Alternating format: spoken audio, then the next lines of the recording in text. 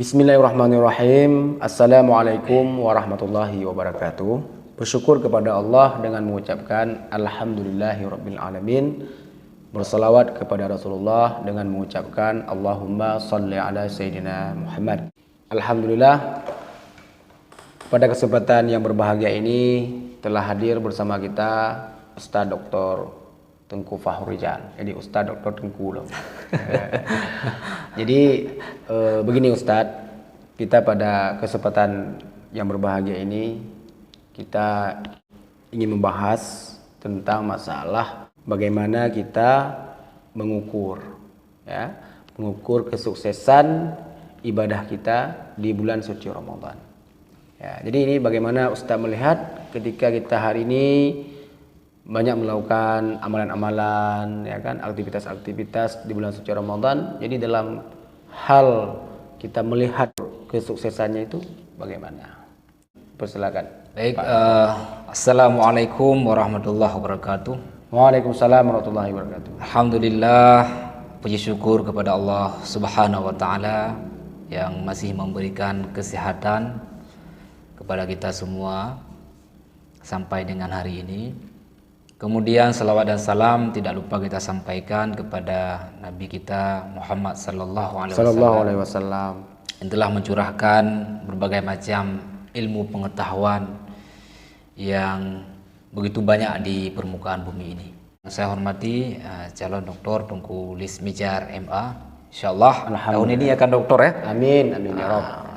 Mudah-mudahan. Dan para pemirsa yang menonton video ini, baik, pada kesempatan yang sangat mulia ini di bulan Ramadan, apalagi di akhir Ramadan, ada beberapa hal atau indikator bahwa puasa kita itu berhasil ya, atau puasa kita bisa dikatakan maksimal.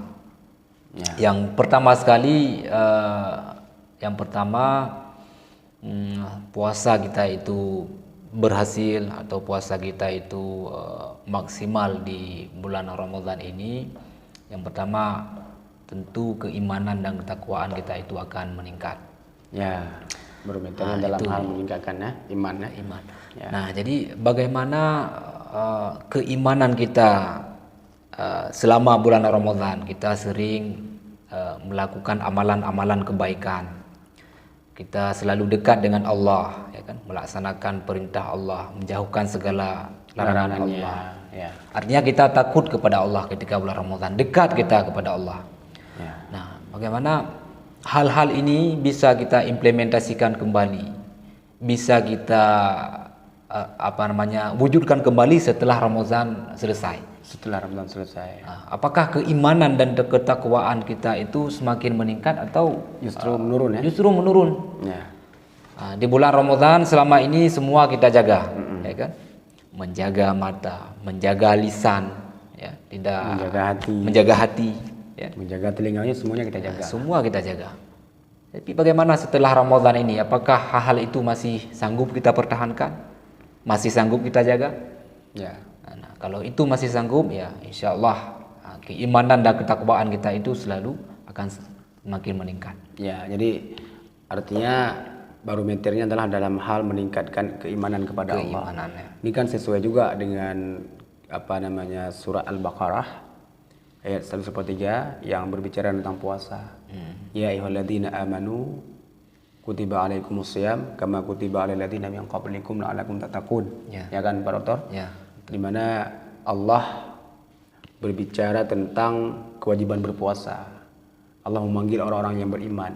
Berarti di sini hanya orang yang beriman yang dipanggil untuk melakukan puasa. Ya kan? Ada keyakinan, ya, ada keyakinan dan kepercayaan yang tinggi, yang luar biasa di situ ya tentang Allah itu. Artinya dia yakin bahwa puasa itu betul-betul perintah Allah. Sehingga kalau dia yakin bahwa puasa itu betul-betul perintah Allah, dia akan melakukannya dengan hati yang ikhlas, yang betul-betul mengharap ridha Allah, ya kan? Maka tentunya, ya kan, meningkatlah iman dia, keyakinan dia kepada Allah. Demikian juga ya setelah Ramadan ya, ini yang paling penting. Ya. Jadi kalau selama Ramadan telah berhasil kita lakukan ya ibadah puasa, ada ibadah-ibadah yang lain ya untuk supaya meningkatkan iman kita. di luar Ramadan juga harus seperti itu. Betul. Yang sempat nanti apa yang kita lakukan di bulan suci Ramadan, setelah Ramadan semuanya menjadi berlalu. Ya, baik Pak Dokter. Kemudian bagaimana kelanjutannya nih Pak Dokter? Baik, kemudian yang kedua, indikator puasa kita itu atau Ramadan itu berhasil.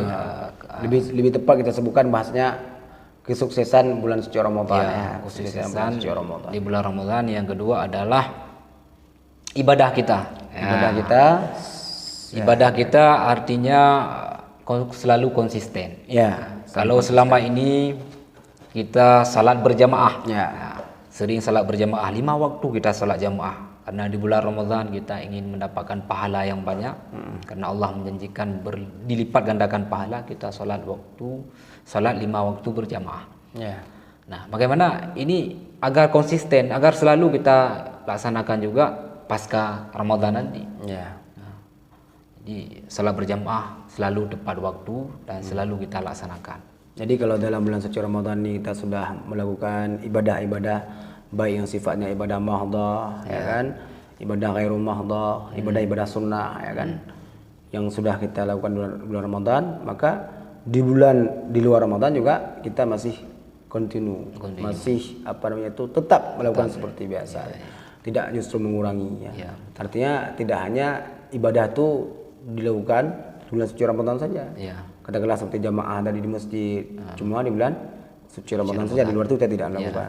Jangan sampai seperti itu. Jangan sampai seperti itu. Jadi kalau misalkan kita kemudian di luar bulan Ramadan kita mengurangi pelaksanaan ibadah-ibadah yang seperti itu, jamaah tidak ada lagi, bahkan sholat juga tidak ada lagi. Ini berarti ibadah Ramadan kita ataupun Ramadan kita belum disebut kata-kata sukses. Ya. Belum bisa disebut kata-kata sukses. Ya. Belum, masih tanda tanya itu. Masih tanda tanya. Ya. Baik. Oke, selain ibadah salat jamaah, salat sunat, kemudian tadarus Al-Qur'an. Ya, Nah, ini juga penting. ini penting. Jadi kalau selama ini misalnya kita tadarus malam hari, kemudian di pagi hari, di siang hari, sore hari, Ya. artinya Al-Qur'an itu selalu dengan kita. Selalu kita buka Al-Qur'an dan juga kita menghatamkan Al-Qur'an. Ya. Nah, dan ini juga harus continue kita lakukan. Di luar bulan, Di bulan Ramadan juga selalu kita di luar membaca bulan, Al-Qur'an. di luar bulan Ramadan juga selalu Ya, kita lakukan. artinya berkelanjutan, bukan hanya di bulan Ramadan. Ramadan saja. Ya. Nah, jadi kemudian yang ketiga, bahwa puasa kita ini bisa dikatakan sudah berhasil atau sukses. Berhasil atau sukses. Artinya akhlak kita ini ya. Oh, yang berkaitan dengan Ya, perilaku ya. perilaku, Akhlak akhlak. kita. Akhlak kita ini berubah. Ya. Berubah dari yang tidak baik menjadi baik. Ya. Bukan kebalikannya ya kan? Ya. Selama ini di bulan Ramadan akhlak kita misalnya tidak membicarakan hal-hal yang tidak bermanfaat, Tidak ada ngobrol-ngobrol yang tidak ada Ngobrol yang manfaat. tidak ada manfaatnya ya. Misalnya banyak berbicara, Banyak berbicara. Bila mungkin gegap. Keun gegom. Banyak berbicara meninggalkan zikir. Apalagi seperti itu ya kan? Karena dalam salah satu hadis Rasulullah SAW, orang yang paling banyak berbicara itu berbicara tidak manfaat. Hatinya akan keras. Ya. Nah, dan sesungguhnya Allah paling jauh dengan orang yang keras hati. Ya. Nah, jadi itu masuk dalam akhlak atau sikap kita, banyak berbicara yang tidak bermanfaat. Ya. Kemudian perilaku kita menyakiti orang lain. Ya. Ya kan? Itu juga harus kita jaga. Nah, kalau dilihat dari konteks bulan Ramadan ini kan itu tidak kita lakukan, menyakiti orang lain, memfitnah orang lain karena kita takut puasa kita akan batal. Jadi tidak kita lakukan. Artinya akhlak kita itu kita jaga, sikap kita itu kita jaga. Nah, ini Takut puasa itu akan berkurang nilai ya, pahalanya. berkurang bahkan batal ya kan. Bahkan batal. Nah, jadi ini juga perlu diimplementasikan di luar bulan suci Ramadan. Kalau ini kita sanggup pertahankan, berarti sukses kita dalam menjalankan ibadah Ramadan. Ya. Sukses kita dalam bulan suci Ramadan ya. Ya, betul, Pak. Berarti yang ketiga, untuk melihat ukuran kesuksesan di bulan suci Ramadan berarti ukuran akhlaknya. Akhlak ya. Nah, jadi kalau selama kita dalam bulan suci Ramadan itu kita menjaga diri, berperilaku baik, mulai daripada hati kita yang itu menjaga daripada hal-hal yang sifatnya itu merusak. Mulai dari hati kita jaga ya dari hal-hal yang tidak baik ya kan, seperti sifat dengki, iri hati, dendam dan sebagainya. Pokoknya yang sifat-sifat yang tidak baik lah ya. Itu juga dengan perilaku kita ya kan. Jadi yang sifatnya berhubungan dengan akhlak itu kita jaga selama kita dalam bulan suci Ramadan. Demikian juga setelah bulan suci Ramadan. Ya, kita juga menjaga diri ya. Menjaga diri daripada hal yang tidak baik dan terus memperbaiki diri. Meningkatkan terus perbaikan diri untuk menjadi pribadi-pribadi yang lebih baik. Jadi kalau misalkan setelah Ramadan kita justru akhlak kita semakin buruk, itu berarti kurang berhasil ya. Dipertanyakan juga bagaimana juga, puasa kita. Baik, jadi ini paling penting saya pikir ya, untuk kita pahami. Baik, kita lanjut. Oke, kemudian selanjutnya yang keempat, bahwa puasa kita itu berhasil atau Ramadan ini berhasil, yaitu motivasi untuk menuntut ilmu itu muncul. Itu ini yang paling penting, apalagi bagi mahasiswa, bagi siswa ya kan. Jadi di bulan Ramadan ini momentum untuk memotivasi kita dalam menuntut ilmu. Kan kebiasaannya selama Ramadan itu kita ikuti kajian ba'da Isya, kajian ba'da subuh ya kan. Kemudian juga kajian-kajian yang lain ya, ba'da zuhur juga ada kajian ya kan. Ini kan artinya di sini ada kesempatan untuk mendapatkan ilmu ya, Ustaz ya. Betul. Demikian juga mungkin setelah Ramadan ya, bagi adik-adik yang masih sekolah ya, yang lagi kuliah. Ini bagaimana ini? Jadi bukan hanya di waktu-waktu misalnya setelah sholat Isya, sebelum kita laksanakan sholat tarawih, kita mendengarkan ceramah-ceramah, kemudian kajian subuh. Sebenarnya di bulan Ramadan ini banyak sekali momentum atau kesempatan kita untuk menuntut ilmu. Apalagi misalnya di sekolah biasanya ke libur, kuliah juga diliburkan. Jadi momentum dan kesempatan ini bisa kita manfaatkan di rumah untuk membuka kajian-kajian lebih luas lagi. Ya, kita bisa ke pustaka, ya kan. Kemudian bisa mengakses, kalau sekarang sudah ada internet, bisa mengakses literatur yang begitu banyak di internet ya kan. Artinya tidak terbatas. Kalau kita kuliah kemudian sekolah kan terbatas. Hari ini fokus untuk mengkaji ini ya, terbatas. Tapi kalau di bulan Ramadan waktu yang begitu banyak ini, banyak sekali kesempatan yang bisa kita akses, bisa kita baca. Artinya kesempatan atau momentum untuk kita meningkatkan motivasi untuk menuntut ilmu itu juga di bulan Ramadan. Jadi ada semangat ya, ada semangat untuk menuntut ilmu sebagaimana yang kita lakukan di bulan suci Ramadan, sering ikut kajian-kajian di masjid ya kan. Pada waktu itu salat tarawih, salat wajib ya kan. Demikian juga setelah bulan suci Ramadan. Jadi kalau selama bulan suci Ramadan kita sering ikut kajian di masjid dan juga di tempat-tempat lain. Demikian juga setelah bulan suci Ramadan ya, kita juga masih punya semangat untuk terus mencari ilmu. Ini juga menjadi ukuran daripada keberhasilan bulan suci Ramadan kita ya. Baik, terus Ustaz.